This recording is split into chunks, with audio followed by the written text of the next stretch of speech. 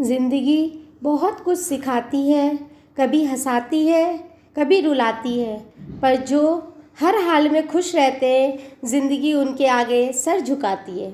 आज की कहानी का नाम है बुझी मोमबत्ती।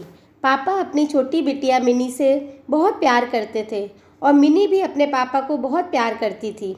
शाम को पापा के लौटने का इंतज़ार करती और पापा के आते ही उनकी गोद में चढ़ जाती, क्योंकि ऑफिस से लौटते वक्त वो रोज़ उसके लिए तरह तरह के खिलौने और खाने पीने की चीज़ें लाते थे और मिनी 7 घंटों बैठकर खिलौनों से खेलते और उसे वीडियो गेम सिखाते, फिर उसे बाहर घुमाने ले जाते और बाहर जाके वो खुश हो जाती थी। बहुत अच्छे दिन बीत रहे थे, खुशी का ठिकाना ही नहीं था कि अचानक एक दिन मिनी को बहुत तेज़ बुखार आया और उसकी हालत बिगड़ने लगी। सब घबरा गए। हॉस्पिटल ले जाने के लिए एम्बुलेंस बुलाई गई। रास्ते में ही मिनी की मृत्यु हो गई। सभी रोने लगे। परिवार पर तो मानो दुख का पहाड़ ही टूट पड़ा हो और पापा की हालत तो जैसे मृत व्यक्ति के समान हो गई। मिनी के जाने के बाद भी वे न जाने किसी से बोलते ना बात करते, बस हर समय रोते ही रहते थे। सारा दिन ही उनका उदासी और मायूसी में ही बीत जाता था। उनके अंदर से जीने की इच्छा ही मर गई थी। यहाँ तक कि उन्होंने ऑफिस जाना भी छोड़ दिया और घर से निकलना भी बंद कर दिया।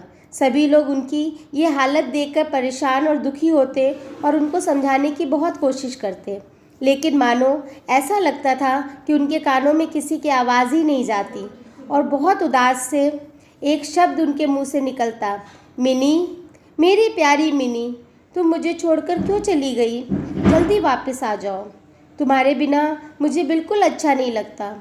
हर समय तुम्हारी याद आती है। और ये बोलकर वो चुप हो जाते। एक दिन मिनी के बारे में सोचते सोचते उन्हें नींद आ गई और उन्होंने सपने में देखा कि स्वर्ग में सभी परियों की मोमबत्तियां जल रही हैं, लेकिन मिनी की मोमबत्ती बुझी हुई है। उन्हें देखकर अच्छा नहीं लगा। उन्होंने कहा, मिनी, तुम भी अपनी मोमबत्ती जला लो। मिनी बोली, पापा, मैं तो बार बार मोमबत्ती जलाती हूँ, पर आप इतना रोते हो कि आपके आंसुओं से मेरी मोमबत्ती बुझ जाती है। ये सुनते ही पापा की नींद टूट गई। उन्हें अपनी गलती का एहसास हुआ और वो समझ गए कि उनके इस तरह दुखी रहने से मिनी भी खुश नहीं है और उसे खुश रखने के लिए उन्होंने फिर से हिम्मत की और सामान्य जीवन की तरफ बढ़ने लगे। दोस्तों, किसी करीबी के जाने का गम शब्दों से बयान नहीं किया जा सकता है, पर कहीं ना कहीं हमें अपने को फिर से मजबूत करना होगा और अपनी जिम्मेदारियों को निभाना होगा। इसमें कोई संदेह नहीं कि जो हमें इतना प्यार करते हैं वो दूर जाने के बाद भी हमें खुश देखना चाहते हैं। एक बार सोच कर देखें, अगर वो हमें स्वर्ग से मायूस और रोता हुआ देख रहे हों तो क्या वो खुश होंगे?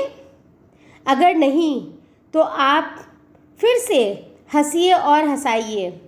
किसी ने सही कहा है, खो जाना किसी की यादों में अच्छी बात है, पर ज़िंदगी को सलीके से जीने के लिए खुद से मिलना भी बहुत ज़रूरी है।